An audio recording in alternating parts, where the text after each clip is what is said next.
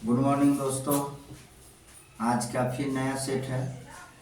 आज जितने सेट जो हम डालते हैं क्वेश्चन, ये सब प्लेटफॉर्म की है।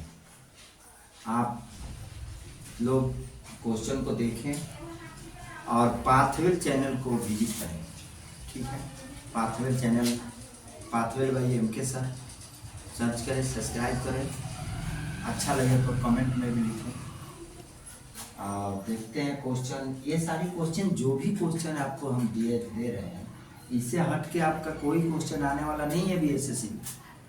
केवल इसकी तरीकाएं बदल जाएगी, इस टाइप की यही रहेगा, क्योंकि ये पिछले साल की क्वेश्चन हम आपको दे रहे हैं। ऐसा नहीं है कि ये नया कोई क्वेश्चन आ गया उसमें से, यानी जो परीक्षा में पूछा गया है वही क्वेश्चन आपको दिया जाएगा। इसलिए आप इसे मजाक न लें, इस क्वेश्चन को लगाएं, समझें। छोटा या बड़ा सब प्रश्न होता है।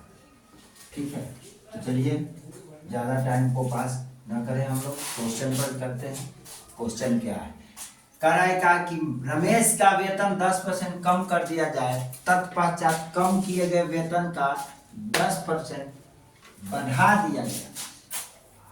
ठीक है, तो रमेश का अंततः कितना हानि हुई? रमेश का वेतन 10% कम कर दिया गया। सब समझ में आया? अब देखिए, इसका वेतन, रमेश का वेतन, मान लीजिए रमेश का वेतन कितना है? 100 रुपया। कम करने पर इसकी वेतन क्या हो गया? कम पर वेतन, वेतन कितना होगा? कम पर वेतन, इसका कम करने पर 10% कम करने पर वेतन, ये कम किया तो 90 रुपया हो गया। अब 90 रुपया पर 10% क्या कर रहा है? बढ़ा दिया। तो इस पर 10% आप क्या करेंगे? बढ़ा दे। 110/100 कर ले, 0 से 0, 0 से 0, 11 हुआ 99। अब इसका हानि कितना है? ये तो आपका CP मान लेते हैं। इसका वेतन था CP, ये हो गया SP। तो इसकी वेतन में हानि कितना क्या होगा? 1%। 1% क्या हानि होगा? यानी 1 रुपया का हानि है तो 1%। 100 में 99 है तो 1 रुपया का हानि है तो 1% लॉस हुआ। ये आपका आंसर हो जाएगा। एक और तरीका है, पहले कम किया 10%, बाद में बढ़ा दिया, फिर प्लस माइनस माइनस 10 गुने 10 और बटा में 100। 1 0 से 1 0 काट लो, 1 0 से 1 0 काट लो, ये 0 से इसको काट लो। अब इसको क्या कीजिएगा? माइनस आ जाएगा। 1 के काइन 1%, यानी 1% का कम। यह भी तरीका है, ऐसे भी बना सकते हैं, ऐसे भी बना सकते हैं। यह आपका ट्रिक है, हॉट ट्रिक। ये ट्रिक से ले लेंगे इसको, आइए ऐसे भी बनेंगे। 2 तरीके आपको बता दिए बनाने के लिए। आपको जो समझ में आए, जो अच्छा लगे, आप इसे थोड़ा बेसिक अच्छा लगेगा, आपके पास नॉलेज है तो इस समय इसमें भी कम लगेगा। ऐसी बात नहीं है, इसमें भी आपको टाइम समझ में आ गया। चलिए आगे चलते हैं। नदी में धारा का वेग 2 किलोमीटर प्रति घंटा है। इस नदी में नाविक धारा के विपरीत 10 किलोमीटर जाने और वापिस उसी बिंदु तक आने में कुल समय 55 मिनट का है, तो समय लेता है। तो शांत जल में नाभिक का वेग क्या है? अब देखिए, शांत जल में नाभिक का वेग, सीधा सीधी शांत जल में नाभिक का वेग ले लेते हैं। शांत जल में नाभिक का वेग x मानिए। धारा का वेग इसमें दिया है, धारा का वेग दिया है कितना है? 2। तो विपरीत चलेगा, अगर दोनों चलेगा, साथ चलेगा, साथ तो प्लस होगा, साथ वेग यानी धारा प्लस धारा, साथ की मतलब धारा प्लस नाव, दोनों एक साथ चलता है तो एक ही दिशा में अनुदिश चले, अनुदिश, तो इसके लिए क्या लगा देंगे आप? x + 2। अगर यही विपरीत चल रहा है, विपरीत, तो आप क्या लगा दीजिएगा? x - 2। अब कह रहे हैं क्या कि यदि एक नाविक धारा के विपरीत इतने किलोमीटर चलता है, अब फिर उसी बिंदु तक आने में, यानी जाने और आने में विपरीत तो जाता है विपरीत इतने किलोमीटर जाता है, और फिर वो आता है, तो धारा के साथ चलता है कितने 10 बटा में x+2, फिर इसी बिंदु पर आता है तो 10 x - 2 इक्वल टू 55 मिनट का समय लेता है, तो 55 बटा क्या करो, किलोमीटर है, तो किलोमीटर है तो तुम क्या कर लो, ये सब किलोमीटर में है, तो 55 बटा 60 इसको घंटा में, इसको कैसे बदल दो, घंटा में बदल दो। अब इसके इक्वेशन को हल करो, इक्वेशन आपका हल हो जाएगा कैसे, 10 या तो फिर इसके ऑप्शन को रखो, इक्वेशन बन जाएगा द्विघात समीकरण 10 x - 2 प्लस 10 x + 2 अब बटा में x + 2 और x - 2 इक्वल टू 11 × 5 = 55 12 × 5 = 60। आपका यहाँ आ जाएगा 10x - 20 प्लस 10x + 20 अब बटा में x² -4, तो इसको अब क्या कर लीजिए, इसको काट दीजिए, ये 10 है 10 20 हो जाएगा, यानी यहाँ आपका आ जाएगा कितना 11 बटा 12। अब यहाँ देखिए ये 20x अब बटा में आएगा कितना x² - 4 इक्वल टू 11 बटा 12 दूना 24 240x बराबर 11x² - 11 24। अब सिंपल सा बात है, आप क्या कर ले, इसको 44 हो गया, इसको इधर लेके चल जाए, इसको इधर ले जाए, तो ये हो जाएगा आपका 11x² - 240x अब पर माइनस की 11, अब 11 44 हो जाएगा, ठीक है। अब इसे इसमें क्या करें, ये द्विघात समीकरण हो गया, अब इसमें ऑप्शन को रखें, ऑप्शन के हिसाब से इसके बराबर कर दे, बराबर करके 44 के बराबर, और फिर आपको या फिर द्विघात समीकरण के तरह 10 क्लास के तरह इससे इसे गुना करा लीजिए, कितना हो जाएगा आपका 44 है 11 4 4 और 4 4 4 8 4 यानी 484 हो जाएगा। इसको फैक्टर करो, 2 से 2 का 4 का 2 का 4 फिर 2 से 2 कम 2 का 4 2 कम 2 फिर 11 से 11 11 100 लाना कितना है 224 4 8 8 9 16, इसको फैक्टर कर लेंगे आपका यहाँ आपका आंसर। या ऑप्शन से करोगे ज़्यादा लगेगा, ऑप्शन से करोगे, ऑप्शन इसमें रहेगा क्वेश्चन में, ऑप्शन को रख दें आपका आंसर आ जाएगा। सही है, वापिस आता है फिर उसी बिंदु पर, तो 55 मिनट का समय रहता है, ठीक है। यह जा रहा था विपरीत था, ये वापिस आ रहा था उसी बिंदु पर, ये विपरीत जा रहा था, दोनों में कुल समय कितना रहता है 55 मिनट। क्लियर है, आपका इसी पर भी ऑप्शन रख सकते हो, ऑप्शन कितना है, ऑप्शन आप रख सकते हो, ठीक है। करा 2 आम 3 नारंगी की कीमत 86 रुपया है, 4 आम और 1 नारंगी की कीमत इतना रुपया है, तो आम और नारंगी की कीमतों में कितना का अंतर है।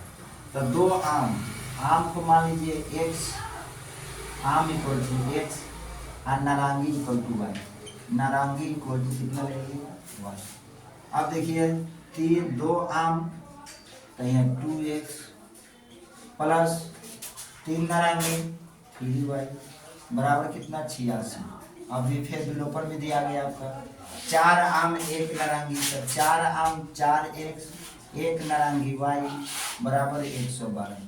अब इसको काट दीजिए, इसको काटिएगा तो आप क्या कीजिएगा, इसमें 2 से गुना करा लें, ये बराबर हो जाएगा, तो 2 गुना 4x प्लस 6y बराबर 8 9 16 6 9 12 8 9 16 117। इसको कर लीजिए 1 से, तो 4x प्लस y बराबर 102।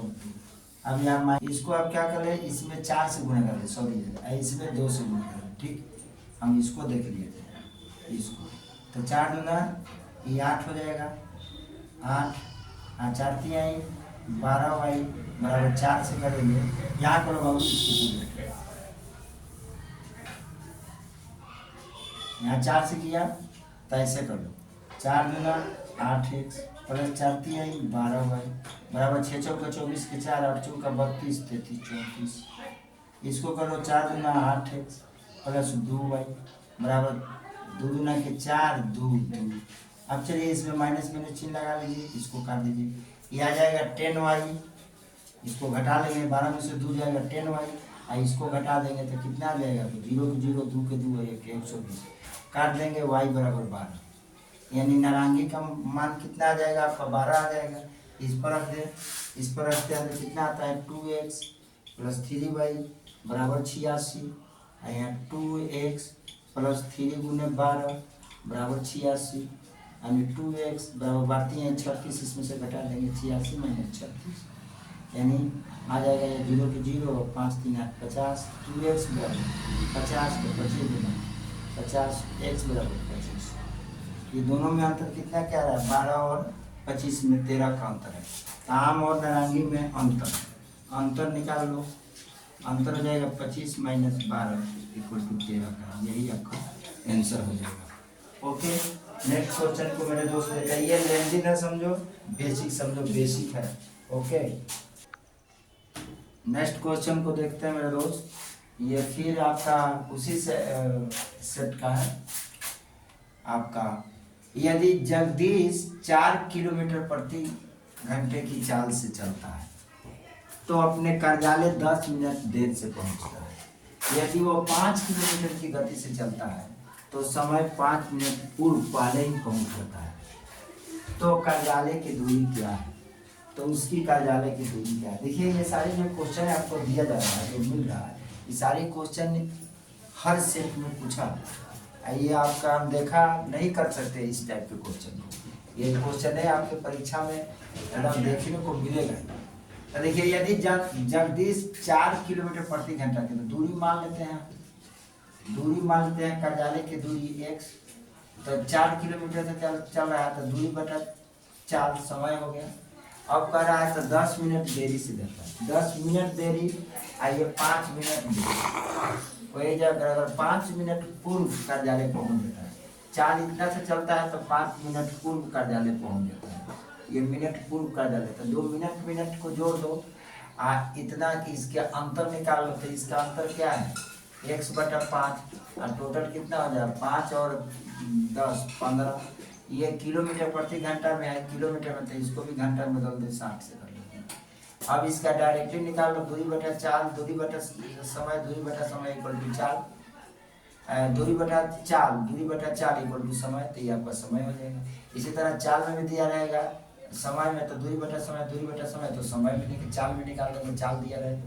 अगर बदल के दे दिया जाए तो भी आपका इतना किलोमीटर ही मान लीजिए कि दूरी है, तो इसका लघुत्तम ले लीजिए, कितना हो जाएगा आपका 20, यहाँ 5x माइनस 4x बराबर ही कितना हो जाएगा 15 बटा 60, 20 थी आई 60, 3 बचे 15, इसको घटा दीजिए, x बराबर 5 किलोमीटर, यही आपका आंसर हो जाएगा। ठीक है, ये आपका आंसर हो जाएगा। मतलब है कुछ नहीं, दूरी बटा समय का प्रयोग किया है हमने, यानी समय का सूत्र क्या होता है ना, समय का सूत्र आपका होता है दूरी बटा 4, बस यही अप्लाई किया, दूरी बटा 4 समय। आगे चलते हैं, देखते हैं। 2 सिलेंडर का आयतन समान है, उसकी ऊंचाई का अनुपात कितना है, ऊंचाई का तो उसकी त्रिज्या का अनुपात क्या हो। तो 2 सिलेंडर कैसे होता है, बेलनाकार होता है, बेलन के आकार का होता है, ये सिलेंडर हो गया, ये बेलन हो गया, ठीक है, बेलनाकार होता है, तब बेलनाकार, तो एक बेलन का आयतन,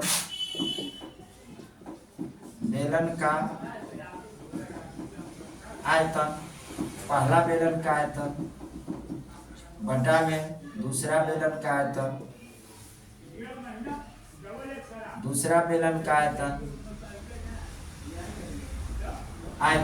अब यहाँ देखते हैं पहला बेलन का आयतन क्या होगा, पाई आर स्क्वायर एच बटा में पाई आर स्क्वायर एच।